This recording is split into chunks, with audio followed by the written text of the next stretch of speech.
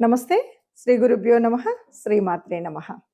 ఆదిత్యాయ చ సోమాయ మంగళాయ బుధాయ చ గురు శుక్ర శనిభ్యే రాహవే కేతవే నమః. జపాకుసుమ సంకాశం కాశ్యపేయం మహాద్రుతిం తమోరిం సర్వపాపగ్నం ప్రణతోస్మి దివాకరం.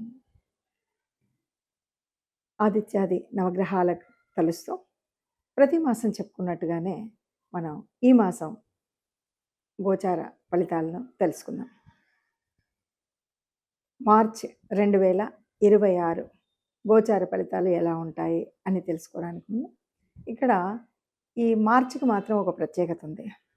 ఎందుకంటే సగం మాసం వరకు సనాతన ధర్మంలో మనం చెప్పుకున్నటువంటి మన పండగ, మన తొలి సంవత్సరాది ఏదైతే ఉందో, తొలి ఉగాది ఏదైతే ఉందో అక్కడి నుండి చెప్పుకోవాల్సినటువంటి పంచాంగం, అక్కడి నుండి వినవలసినటువంటి ఫలితాలు ఏవైతే ఉన్నాయో అది ఈ మార్చి మాసానికి వచ్చేసరికి ఒక 15 రోజుల వరకు దాదాపుగా 19వ తారీఖు ఉగాది వస్తుంది కాబట్టి అక్కడి వరకు విశ్వావసు నామ సంవత్సర ఫలితాల్లో ఉండి ఆ తర్వాత మనకి పరాభవ నామ సంవత్సరం మొదలవుతుంది. ఇది కాస్త 2 అంటే కొత్త పాత 2 సంవత్సరాలను కలుపుతూ ఉన్నటువంటి మాసంగా మనం మార్చి మాసాన్ని చెప్పుకోవచ్చు. ఇక ఈ ఈ మాసానికి కనుక గోచార ఫలితాలను తెలుసుకునేటప్పుడు అసలు గోచారంలో మనకు ఉండవలసినటువంటి గ్రహస్థితి ఈ మాసంలో మరి ఎలా ఉంది, ప్రారంభంలో ఎలా ఉంది, చివరిలో ఏదైనా మార్పు ఉందా అని కనుక చూసినట్టయితే ముందుగా ఇందులో మనకి కుంభరాశిలో మొన్నటి వరకు మనకు తెలుసు అధిక గ్రహాలు అక్కడ ఉన్నటువంటి సంగతి. 15 వరకు రవి అందులోనే ఉంటాడు, రాహు అక్కడే ఉన్నాడు, కుజుడు కూడా అక్కడ ఉన్నాడు. ఇక మీనరాశిలోకి వస్తే మరి మీనరాశిలో మనకి శుక్రుడు, శని ఇద్దరు అక్కడ ఉంటారు. మనకి గ్రహాల తేడా కూడా మనకు కనిపిస్తుంది. శుక్రగ్రహానికి వచ్చేసరికి ఆయనకు ఉచ్చస్థానమైనటువంటి స్థానంలో శుక్రుడు ఉన్నాడు. ఇక గురువు మిథునంలో ఉంటాడు. ఇది మనకు కనపడుతుంటే ఇక మరొక గ్రహం కేతు సింహరాశిలో ఉంటాడు. ఇది మనకు నవగ్రహాలు ఎక్కడ ఉన్నాయని. చంద్రుడు ప్రారంభంలో అయితే మనకి కర్కాటకంలోనే ప్రారంభమవుతాడు. సరే, మరి ఈ రకంగా ఉన్నటువంటి గ్రహాలు ఇలా ఉన్నప్పుడు మరి ఒక్కొక్క అంటే 12 రాశుల వారికి గోచార ఫలితం ఎలా ఉంటుంది, ఈ గోచార ఫలితం వల్ల ఈ నెల రోజులు ఈ మాసం అంతా కూడా మనం చేసుకోవాల్సినటువంటి జాగ్రత్తలు ఏంటి, పరిహారాలు ఏంటి, లేదా మనం ఉన్నటువంటి అంటే యోగించేటువంటి గ్రహాల యొక్క అనుకూలత ఉన్నప్పుడు మనం ఇంకా అభివృద్ధి కోసం చేయవలసినటువంటి పనులేంటి, ఇలా మనం చూసుకోవడానికి. నిజంగా జాతకంలో చెప్పినట్టు జరుగుతుందా? అసలు జాతకాలు ఇంతమంది చెప్తున్నారు, మరి అందరి జీవితాలు చూస్తే బయట ఇలా ఉన్నాయి అనేవాళ్ళు చాలా ఎక్కువగా ఉన్నారు.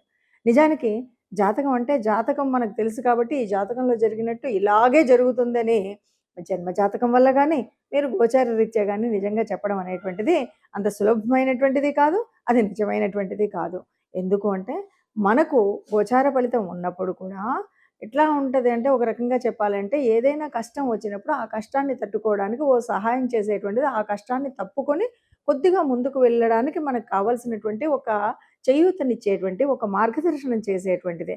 అలాగా జాతకం కూడా అంతే. మనం ముందు తెలుసుకోవడం ఎందుకు అంటే ఈ కష్టం రాబోతుంది కాబట్టి ఇలా ఉండకండి. ఆ కష్టం ఎందుకు వస్తుంది? నీ దురుస్తనం వల్ల రావచ్చు, లేదు కుజుడు ఉన్నాడు కాబట్టి నీ తొందరపాటుతనంలో రావచ్చు. ఇలాంటి విషయాలు చెప్తూ ఉంటాం కాబట్టి ఆ తొందరపాటును తగ్గించుకోవడం, ఇతరులతో మాట్లాడేటప్పుడు మంచిగా మాట్లాడడం, ఈ విషయాల వల్ల ఉంటుంది. కాబట్టి జాతకం అనేది ప్రతి మాసం తెలుసుకోవాల్సిందే. గోచార రీత్యా ఎలాంటి మార్పులు ఉన్నాయి, మనం ఏం మార్పులు తర్వాత ఏ రకంగా ఏ దేవతానుగ్రహం కావాలి మనకు, ఏ గ్రహానుగ్రహం కావాలి అన్నది తెలుసుకుంటూ ముందుకు వెళ్ళవలసిందే. అలా మరి ఈ మార్చి మాసంలో ఒక్కొక్క రాశి వారికి ఎలాంటి ఫలితాలు ఉన్నాయో నెమ్మదిగా చూద్దాం. తదుపరి రాశి వృశ్చిక రాశి. వృశ్చిక రాశి వారికి ఎలా ఉంటుంది అంటే వృశ్చిక రాశి వారికి దాదాపుగా బాగుంటుంది. ఇప్పటి వరకు ఉన్నటువంటి కష్టాలన్నీ తొలగిపోయేటువంటి స్థితి వస్తుంది. కొద్దిగా అంటే అప్పులు, భయం ఇలాంటివి కొన్ని ఉన్నటువంటి వాళ్ళకి కొద్దిగా వాటి నుండి ఉపశమనం జరిగేటువంటి స్థితి మనకు వృశ్చిక రాశి వారికి ఉంటుంది. అలాగే మనం ఏదైనా ఉద్యోగం లేదు, ఆ ఉద్యోగం వచ్చేటువంటి అవకాశం కానీ ఏదో ఒకటి ఉపాధి కలిగేటువంటి స్థితి, ఉద్యోగమే అని చెప్పను, ఏదో ఒక రకంగా ఉపాధి కలిగేటువంటి స్థితి ఈ రాశి వారికి ఈ మాసంలో కలిగేటువంటి స్థితి ఉంటుంది. అలాగే బంధువులతో, స్నేహితులతో మంచి ఆప్యాయంగా, అనురాగంగా అంటే ఒకసారి ఓ సమ్మేళనంలాగా ఒక కలిసేటువంటి ఓ పండగ ద్వారానో, పెళ్లి ద్వారానో ఎక్కడో ఒకటి బంధువుల్ని కలిసేటువంటిది. ముఖ్యంగా మనకు బాగా ఆత్మీయులైనటువంటి వాళ్ళని ఒకసారి కలిసేటువంటి స్థితి కనపడుతుంది. ఆత్మీయులను కలిసేటువంటి ఆత్మీయులు కలిసి ఉండేటువంటి స్థితి కనబడుతుంది. కాబట్టి సంతోషం ఉంటుంది. ఎప్పుడైతే మానసికంగా సంతోషం వచ్చిందో, మనం చేసేటువంటి పనుల్లో కూడా కొత్త ఉత్సాహంగా చేయగలుగుతాం. ఓవరాల్‌గా మనం చెప్పాలంటే వృశ్చిక రాశి వారికి సంతాన విషయంలో గాని, వృత్తి, వ్యాపార, ఉద్యోగాల్లో గాని అంతా హాయిగా ఉంటుంది. ఒక్క విషయం ఏంటంటే ఆరోగ్యంలో మాత్రం కొద్దిగా శ్రద్ధ తీసుకోవడం అనేటువంటిది తప్పనిసరి. ఆరోగ్యంలో కొద్దిగా శ్రద్ధ తీసుకున్నట్టయితే ఎలాంటి ఇబ్బందులు లేకుండా అంటే చిన్నదే గదా! ఏం పర్వాలేదు గదా! అని ఈ ఆనందంతో తిరుగుతూ, అటు తిరుగుతూ, ఇటు తిరుగుతూ సమయానికి అన్నం తినకపోవడం, సమయానికి మనం ఆరోగ్యాన్ని కాస్త ఇష్టం వచ్చినట్టు ఖర్చు పెట్టడం వల్ల ఏమవుతుందంటే అనారోగ్య పాలయ్యేటువంటి పరిస్థితి ఉంది. అలా కాకుండా వేళ పాలకి మనం సరే సమయానికి నిద్రపోవడం, సమయానికి ఆహారాన్ని తీసుకోవడం అనేటువంటివి చేస్తే బావుంటుంది. ఒక రకంగా చెప్పాలంటే మిగతా విషయాల్లో డబ్బు గాని, ఆర్థికంగా కానీ, లేదు ఉద్యోగ వ్యవస్థలో గాని, స్నేహితులతో గాని, బంధువులతో గాని అంతా బావుంటుంది. ఒక్క ఆరోగ్యంలో కాస్త మనం ఆ విషయాన్ని గూడా కాస్త ఒక అంటే పని చేస్తున్నాం గదా! అని సమయాన్ని మర్చిపోవడం ఇలాంటివి చేయకుండా, ఏ సమయానికి ఆ సమయానికి ఆహారం తీసుకోవడం కానీ, నిద్ర సమయానికి పోవడం కానీ చేసినట్టయితే ఈ మాసం అంతా గూడా బావుంటుందని చెప్పొచ్చు. ఇలా ఒక్కొక్క గ్రహం వల్ల ఒక్కొక్క ప్రభావాన్ని మనం చూస్తున్నాం కదా! అంటే ఇది గ్రహాల యొక్క తత్వం ఒక్కటే కాదు. మనకు కూడా జన్మజాతకంలో ఉన్నటువంటి అంతకుముందే ఉన్నటువంటి గ్రహాల ఉపస్థితి వల్ల కావచ్చు, లేకపోతే జరుగుతున్న దశ, అంతర్దశల మూలంగా కూడా కావచ్చు. మనం ఇప్పుడు ఏదైతే చెప్పుకున్నామో అలాగ మాకు జరగలేదండి, లేదు అలాకంటే బాగా జరిగిందండి, లేదు అలా చెప్పారు గానీ ఇలా జరిగిందండి అనే మాటలు వింటుంటాం కాబట్టి దానికి కారణం ఏమిటి అంటే ముఖ్యంగా మనకు జన్మజాతకంలో మనకు నడుస్తున్నటువంటి మంచి యోగించే గ్రహాలు మనకు అనుకూలంగా ఉండేవి ఉండవచ్చు. లేదా నడుస్తున్నటువంటి దశ, అంతర్దశలు చాలా బాగా ప్రభావితం చేసేటువంటివిగా ఉండొచ్చు.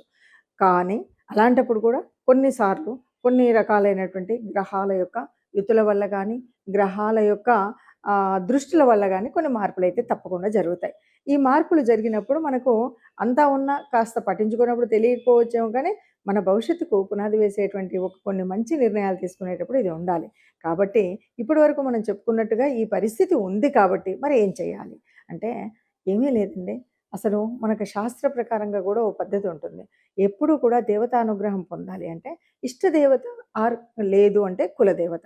ఈ మీ ఇష్టదేవతను గాని, కులదేవతను గాని ఆరాధించేటువంటి పద్ధతి ఉంటుంది.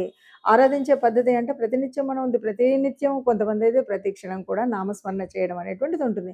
అది చాలా శుభం. ఎలాంటి అవాంతరాలున్నా, ఎలాంటి కష్టాలున్నా అవి చక్కగా విడిపోతూనే ఉంటాయి. అలా కాకుండా కొన్నిసార్లు సరే మన పనులు ఒత్తిళ్ళ వల్ల గాని, సమయానుకూలంగా మనం చేయడం ఏదో కొద్దిపం పెడతాం, వెళ్ళిపోతాం అన్నప్పుడు కులదేవతను, ఇష్టదేవతను ఆరాధించేటువంటి విషయంలో చాలా వరకు పెద్దలు చెప్పినటువంటి మాట అందరికీ సమ్మతమైనటువంటి మాట ఏంటంటే, మనం ఇష్టదేవత ఆరాధన గాని, కులదేవత ఆరాధన గాని మనకు సనాతన ధర్మంలో చెప్పినట్టుగా ఒక 3 నెలలకొకసారి మనం ఆరాధన చేయడం. అంటే ఆరాధన చేయడం అంటే ఇంట్లో ప్రత్యేక పూజ చేయడం. మనం నలుగురిని పిలుసుకొని లేదు ఒక హోమము ఇలాంటివి ఏదైనా సరే మనం లేదు ఆ పేరు మీద దానం, ధర్మం చేయడం అనేటువంటిది ఒక పద్ధతి. ఇది గనక చేసినట్టయితే ఎంత క్లిష్టతరమైనటువంటి, కష్టతరమైనటువంటి గ్రహ సంచారం ఉన్నప్పటికి కూడా ఏ కష్టం కలగకుండా ఉంటుంది. ఇక ఈ నెలకు కనుక మనం ఆలోచించినట్టయితే, ఈ నెలలో ప్రత్యేకించి మనము ఆహ్, పూజించవలసినటువంటిది, ఆరాధించవలసింది ఎవరిది అంటే, ఇది వసంత ఋతువు వస్తుంది. చైత్ర మాసంలో వచ్చేటువంటి రాబోయేటువంటి చైత్ర నవరాత్రులు వస్తున్నాయి గనక ఆ విష్ణుమూర్తి ఆరాధన లేకపోతే ప్రత్యేకించి రామనామము, రామనామ జపం. ఉట్టి శ్రీరామ రామ రామేతి అని అనుకుంటే చాలు. ఏ కష్టం ఉన్నా, ఎక్కడికి వెళ్ళాలన్నా మనం ముఖ్యంగా ముఖ్యమైన పనులు ఏవైనా చేయాలి అనుకుని వాటిని ప్రారంభించాలి. నాకు బాలేదు అనుకున్న వారు ఎవరైనా సరే మీరు ఆపదామపహర్తారం దాతారాం సర్వసంపదాం లోకాభిరామం శ్రీరామం భూయో భూయో నమామ్యో అని దండం పెట్టుకొని ప్రారంభం చేయండి. ఎలాంటి విఘ్నాలు లేకుండా ఉంటాయి. అందరూ ఆనందంగా ఈ నెలను కూడా మనం గడపొచ్చు అని చెప్పొచ్చండి. నమస్తే.